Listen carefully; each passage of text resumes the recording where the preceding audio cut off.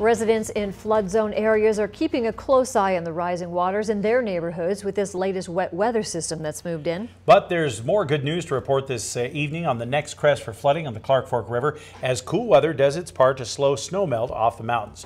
Over the past 24 hours or so, the forecast for Friday's next crest on the river has been gradually dropping, although waters will still be high again as we start the weekend. Hydrologists are now expecting the crest in the Clark Fork at Missoula to be about 12.5 feet. If that holds true, the river should stay below that 13-foot major flood stage and would be more than a foot lower than last week's crest, which had been the highest in more than a century.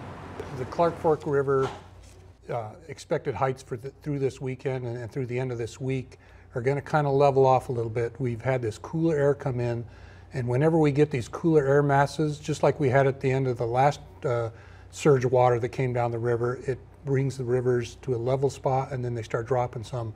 It's such a big factor. If we can get cool air in this time of year, and it really slows down that snowmelt coming out of the mountains, in some cases shuts it down. Bitterroot River forecast is also moderated with minor flooding expected above the confluence with Clark Fork at Missoula.